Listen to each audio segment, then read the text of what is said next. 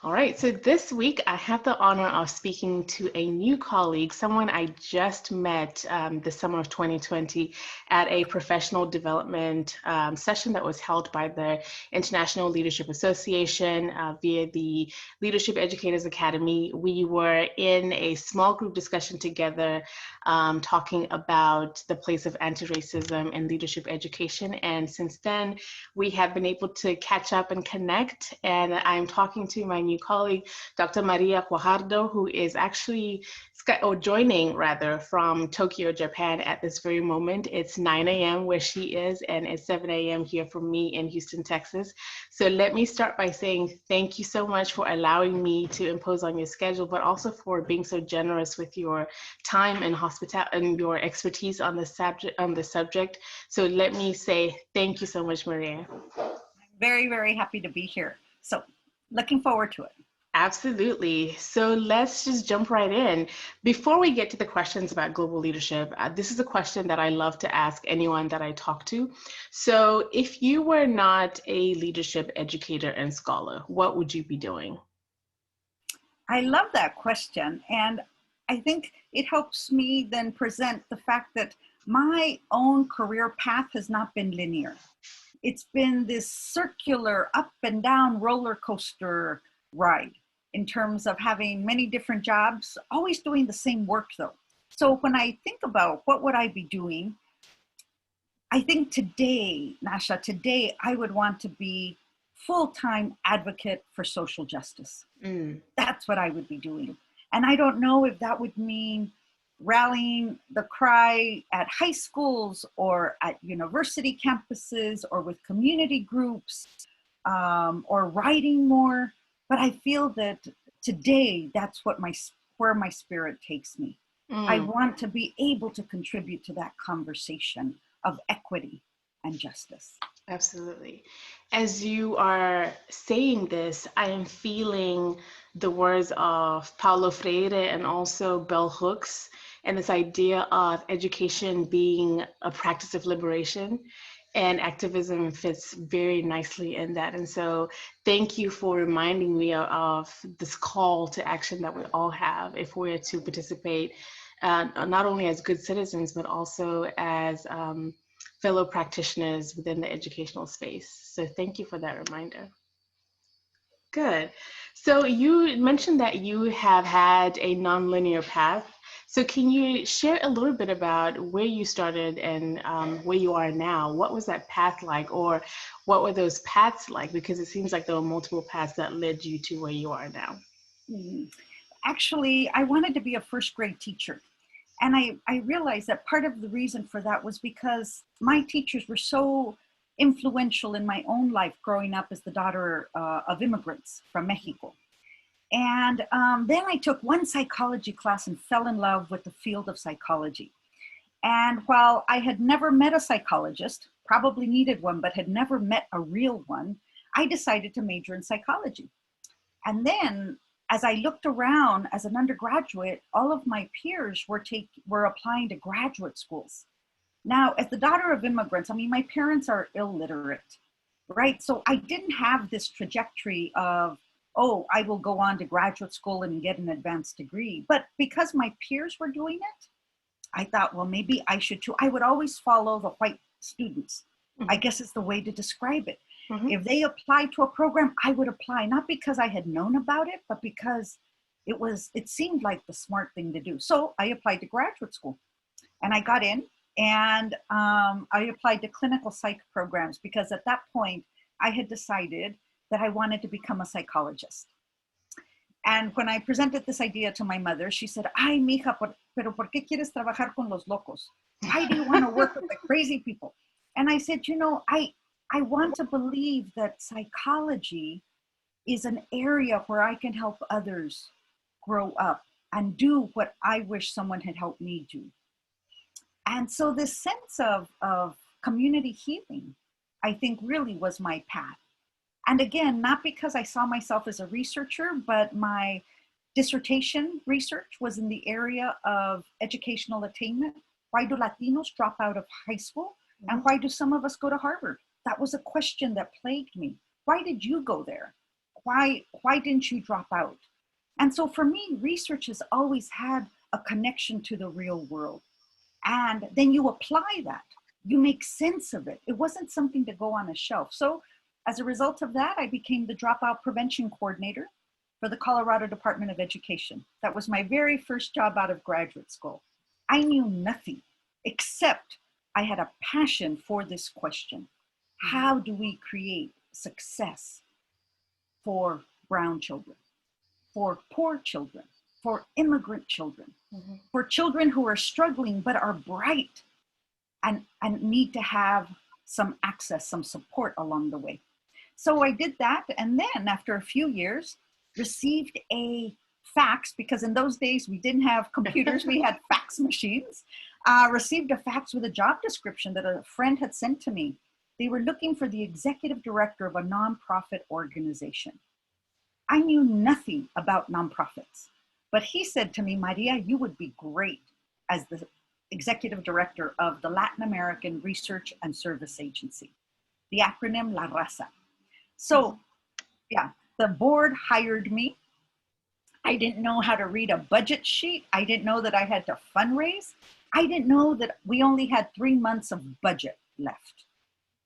And I took this job. I left the Department of Ed, took this job. So what I discovered was that my research skills, what I had learned in graduate school, they were like tools that I had in a backpack that no matter where I landed, I could open up my bag and search around and say, okay, what can I use here?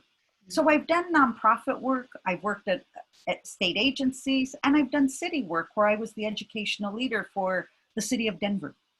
A mayoral appointee, new mayor, you pick your cabinet. I was the education cabinet person for a mayor that honestly I didn't even vote for. But my passion were children and creating access. And so all of a sudden I wake up and I have all of Head Start under my purview, right? So to have that kind of opportunity, and again, because I was trained as a researcher, because I was trained as a psychologist, all of those tools that were in my bag came to bear. So that's, yeah, it was not a linear route, but the purpose and the passion, the mission that I've had for where I show up has always been the same. How can I create access? How can I make the world just a little better? Maria, your passion is undeniable. Just listening to you in the few minutes that we've been talking, it's undeniable that you have a passion for the work that you do. So would you mind then sharing, what do you do right now? What is your work and how do you hope to make an impact with the work that you do? Nasha, I have the best job in the world. So my work today is to raise the next generation of global leaders. That's my job. It doesn't fit on a business card. So on my business card, it says professor, and it used to say dean, and it used to say vice president. Today it says professor, and that's what I do. I came to Japan 7 years ago, and through the course of being at the university where I'm at here in Tokyo, I was able to choose what area I wanted to teach in. Every administrator teaches at my university, even the president. And so as dean, I came in as dean to start a brand new faculty on international, or in the area of international liberal arts. So I was able to hire faculty, finish the design of the curriculum, create an admissions process for domestic and international students. It was great. It was, I love, that's what I love. I love creating things. I love opening, bringing a team together and designing and launching. Don't ask me to do the administrative stuff because I don't do it. I don't do it, but I love the design. I love the visioning. And so what I do now is that I do teach and conduct research in the area of leadership, global leadership, women in leadership, how to effectively teach leadership. How do we create a learning environment? As you referenced Paulo Freire, who is one of my mentors, how do we create a learning space that has a sense of urgency, that has a sense of action, that it has a sense of connection to every learner's personal narrative, because learning only happens when you bring yourself into that learning space and then take action. Wow. So that's what I get to do today. I raise the next generation of global leaders. Yeah. I love that. I love that. I feel like I should be sitting at your feet taking notes and just soaking in all the knowledge that you have to share. No. Well, with that, you kind of touched on this, but what led you to Japan? How did that come about? And you said you spent 7 years now there. And from our brief conversation last time, you didn't intend on spending 7 years in Japan, but here you are. So how did that come about? I was then, I had just finished 8 years in city government, which had been an amazing experience, working in the political world where people eat their young.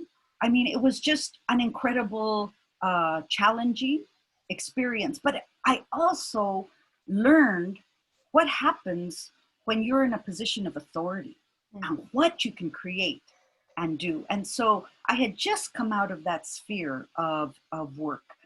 And I was consulting, trying to figure out, what do I do with my life now that I'm growing up? What do I do next?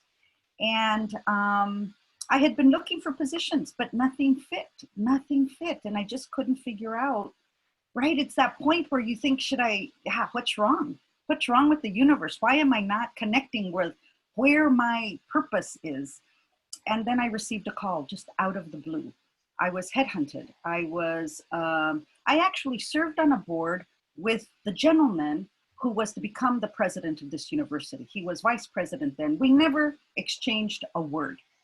Okay, let me just put it that way. But he saw me in action. He knew who I was. And yeah, one thing led to another. And I received a call asking me if I would consider serving as the dean for the new Faculty of International Liberal Arts. Now I have to share, I knew no one in Japan.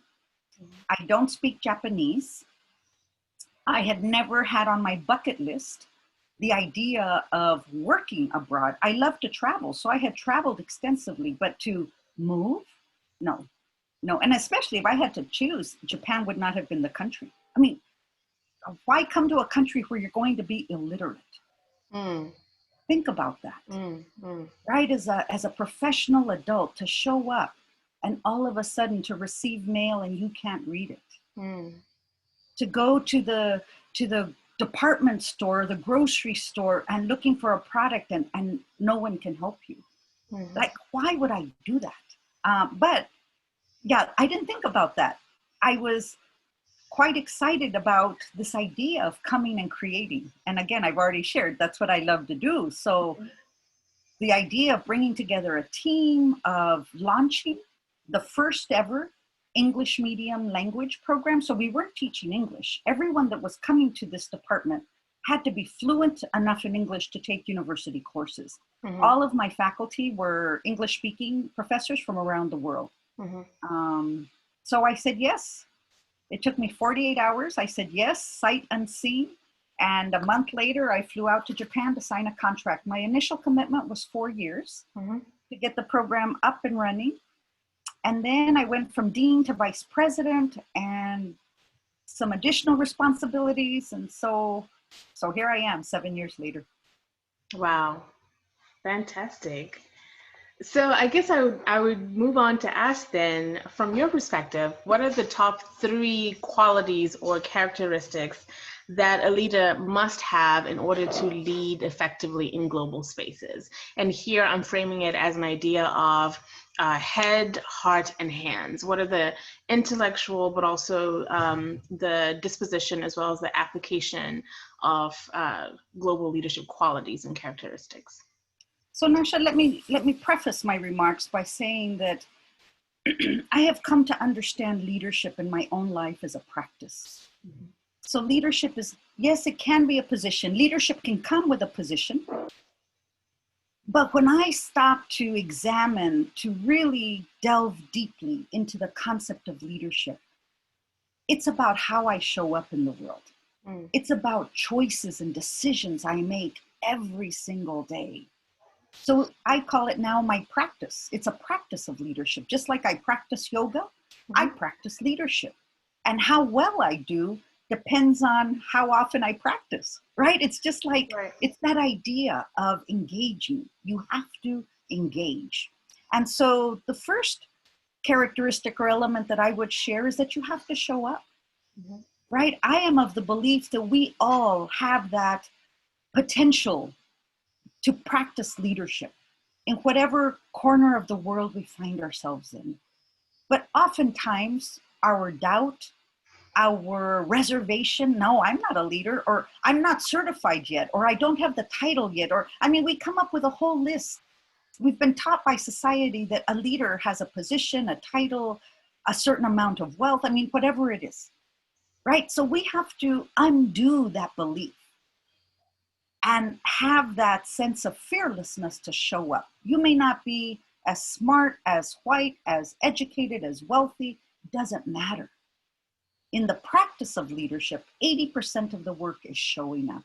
Mm. And I am convinced that because we show up, our presence alone changes the conversation. So, first element is you show up. Right. You show up. Second, I would say today, at this time in the world, we need to be attentive to closing the gap of inequity. Economic, the racial divide, the global divide. So, a second element I would say is that we have to have this vision. We have to have this sense of urgency to close the gap of inequity, the gap of injustice. And so it's not necessarily a skill. I mean, skills are needed to do that work. But when we show up, the question would be for what purpose? Mm-hmm. So that's the second element. Identify your purpose. And I would strongly encourage you to consider the purpose of equity, the purpose of inclusion, the purpose of justice, the Mm-hmm. purpose of contributing to the greater good. Because if you have that, then aligning who you are to that vision falls. It's sort of like the dominoes, right? They Right. fall into place. So that would be second. Mm-hmm. And the third element that I would say, and this really has come as a result of being here for 7 years, we have to connect culturally with one another. Mm-hmm. Effective leaders, strong leaders, leaders whose vision inspires and influences are those individuals whose presence connects culturally with others and with themselves. It took, I mean, I was already an advocate for cultural competency and diversity, and I mean, it was what I did in the United States. Mm-hmm. I didn't realize how Western centric I was until I left the US. I didn't realize how Western centric the field of leadership was Mm-hmm. until I left the US. It's great. It's great to be humbled by your own ignorance. Like, wow, I can't believe how Western centric I was. And I thought I was all about diversity. So it's great. It's been a great learning journey. So the idea that we have to show up, the idea that we have to have purpose, Mm-hmm. that sense of purpose for the greater good. And then third, to be able to connect culturally. You have to be able to connect with your own cultural presence Right. in order to be able to connect with those around you. Mm-hmm.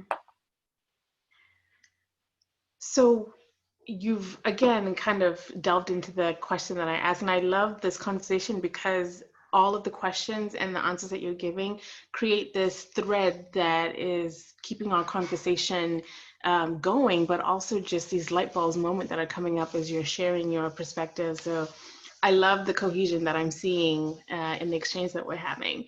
So with that, you've sort of described your own personal and professional experiences with global leadership. Would you like to expand on that? And also, what have your travels and living around the world taught you about leadership? I think a significant turning point in my journey was almost 30 years ago when I, just having finished graduate school, was invited to join a leadership program that was going to be conducted in Colorado, which was where I was based. by Outward Bound. So it was going to be for Latino leaders. I did not consider myself a Latino leader. I mean, I was 28, maybe 29 years old. I mean, I could barely find the bathroom at the end of the hall. And somebody tapped me on the shoulder and said, "Oh, you're one of the 25 that we'd like to invite for this Latino leadership program." And part of it meant going into the mountains. I mean, Latinos don't go do, I mean, I should just say, in my experience, my family, we don't go do mountain wilderness stuff. I mean, that was real life for us. I mean, it's not where we would go back, right? My parents came out of the jungle. Why would we go replicate that experience? But anyway, Outward Bound is great. Outward Bound is great. So I was tapped to go do that. And really that journey began shortly thereafter. I became a Kellogg Fellow. Mm-hmm. So the Kellogg Foundation used to fund for 15, 16 years, the Kellogg National Fellowship Program. And it was like winning the academic lottery. It was like winning the leadership lottery. They would invest in you for 3 years to go become a great leader. Basically $100,000, go become a great leader. And however you define that, whatever you think is necessary. And so because of that, and the caveat was, they would consider it a failure if you didn't travel abroad.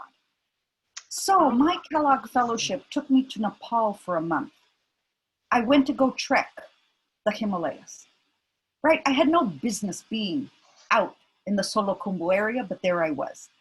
My fellowship took me to China for a month. My fellowship took me to South Africa for a month. It took me to Cuba. It took me to places that I would not have experienced personally. And what I discovered was that every time I returned home, my question was always, what did I learn and how do I make my world better here? Right? When I saw apartheid in South Africa, I came home and I said, where are the invisible walls here in Denver that I have to be battling against? When I went to China and experienced their family policy of one child per family and the practices that perhaps didn't allow individuals to speak freely, I came back home and I asked, some of that silencing happens here. What am I doing about that in Denver, Colorado? So what I learned, I guess, was that I wanted to make change at home. That's what I learned by traveling abroad. Mm-hmm. How do I bring these lessons home? And I think in the 7 years I've been in Japan, I've learned, where is home?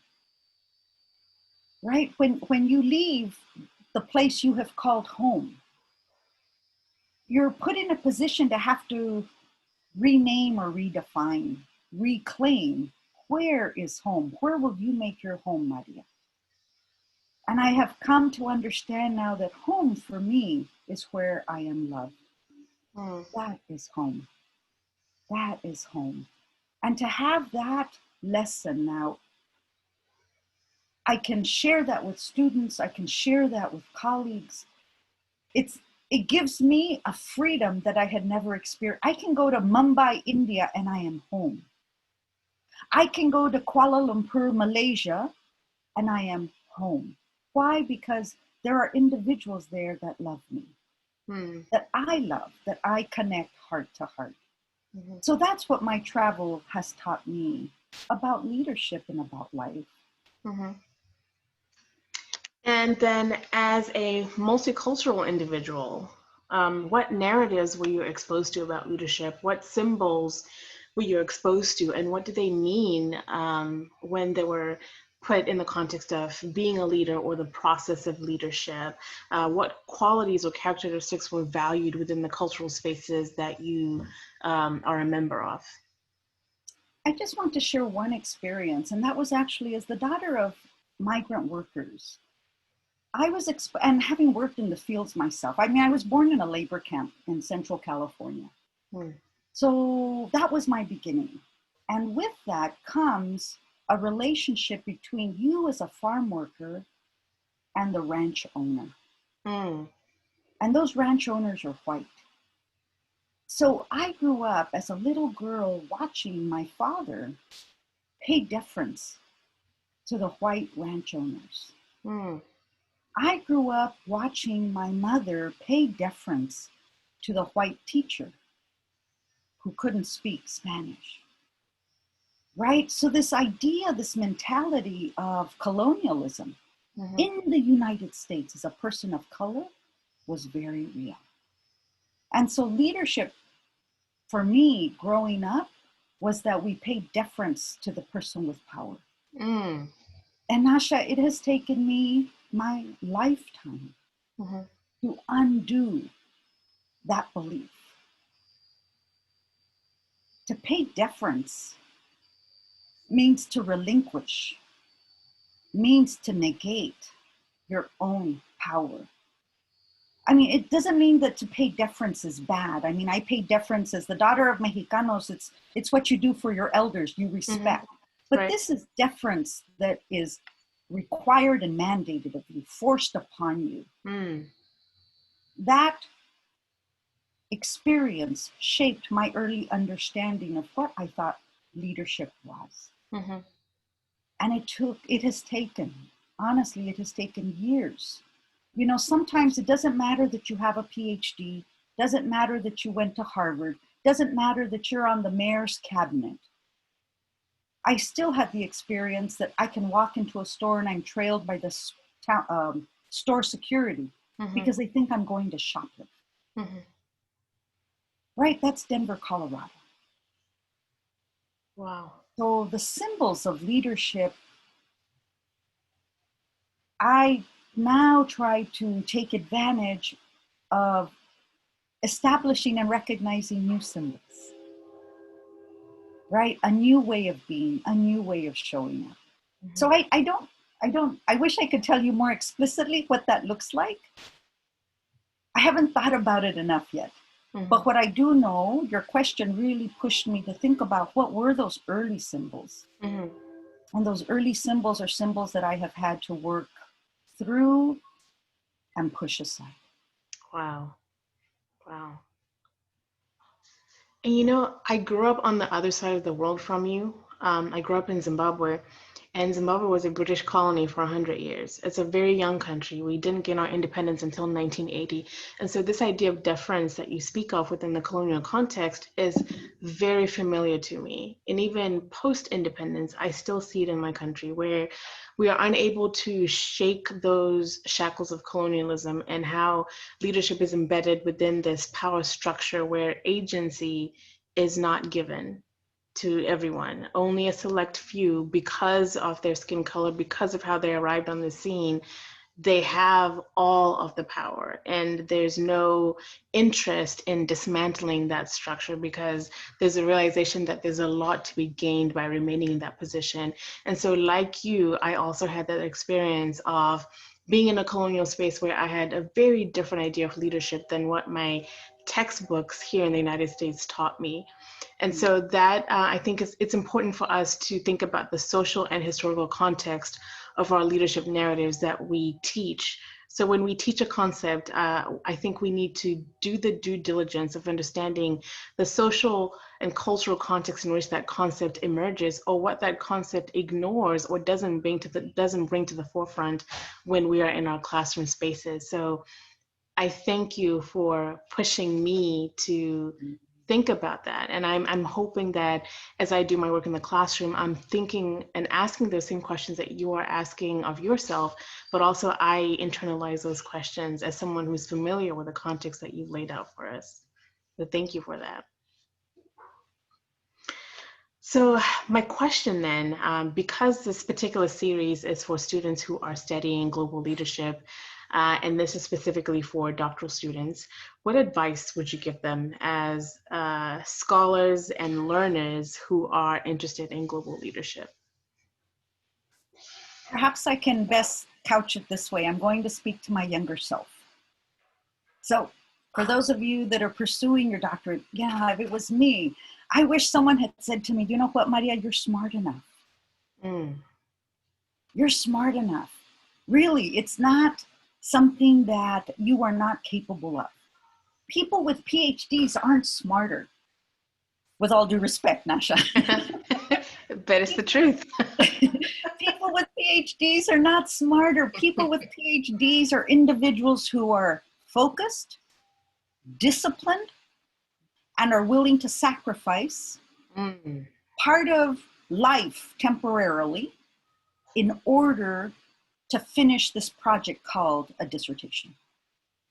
So that's what it is, ladies and gentlemen. It's a project. It doesn't have to be your life's work. It doesn't have to be perfect.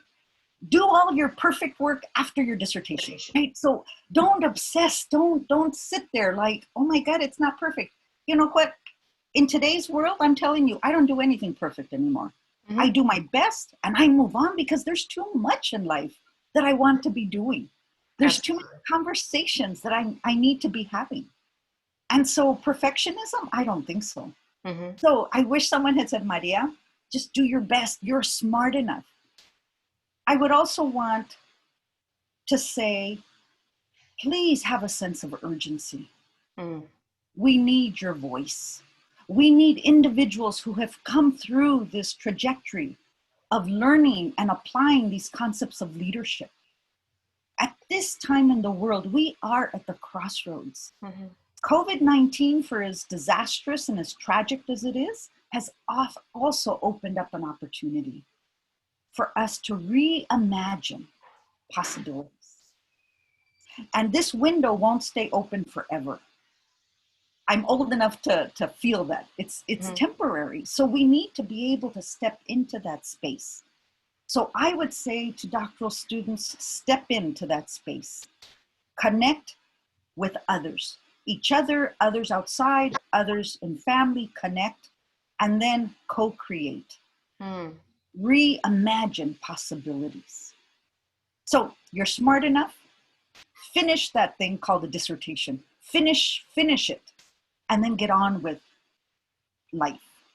We need you. We need you out on that platform, directing traffic, inspiring others towards that greater good.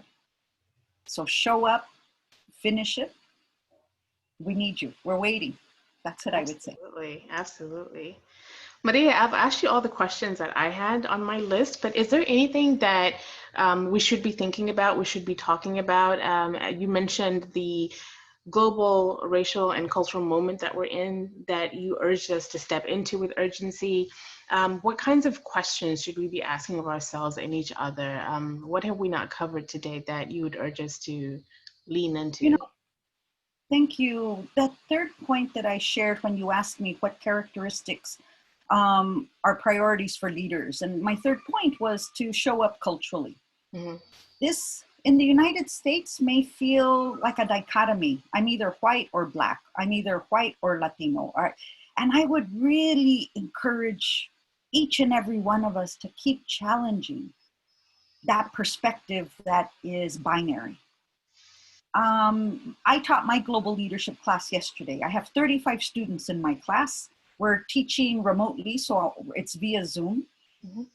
In that class of 35 students, they represent 15 to 12 countries. They speak over 15 languages, I think 17 in total. And when we talk about global leadership, yesterday, first class, I asked them, how do you identify culturally? And give an example of that presence, give an example of that. And it was great. I have one young woman say, well, my mother's Japanese and my father's Korean. Now in Japan, there are great tensions between these two countries. And she said, sometimes, I don't know if this is wrong, but sometimes I show up more Korean and sometimes I show up more Japanese. I had another student say, I'm in Delhi, India. And India, we have all kinds of cultural ethnic groups. I speak 3 languages. And depending on where I'm at, I might speak Hindi, but then I might speak Tamil if I go out this way, or I might speak English if right? And what they said was, it's not that easy to differentiate or make it mutually exclusive. And so I believe in the United States, we need to challenge this binary view of culture, which is majority, minority. Let's be done with that. The rest of the world has gone on and I still feel like I'm in the United States. I feel we are like in the past. Let's get a little more sophisticated about the complexity of identity. Leadership is based on it. Doesn't matter how many theories you know, how many books you've read, or if you finished that dissertation. Unless you understand the complexity of voices that are not black or white, majority or minority, I think we're always going to be on the minor track. So let's get on the main road. Let's challenge ourselves to understand, first personally and then socially, what does that mean for my practice of leadership? Mm, mm, mm.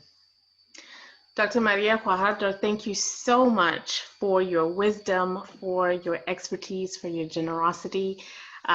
This is something that I think is going to be so beneficial for not just my students who I am working with this semester, but for me as well as a leadership educator, as a leadership scholar and learner. These are questions that I'm definitely thinking about myself and thinking about how I can make an impact with the work that I do. So I am in gratitude, deep gratitude for the work that you have started. And I look forward to the many books that I think will come from you that we look forward to reading and learning from. So thank you, thank you, thank you. Thank you, Nasha, and best of luck to all the students. Absolutely.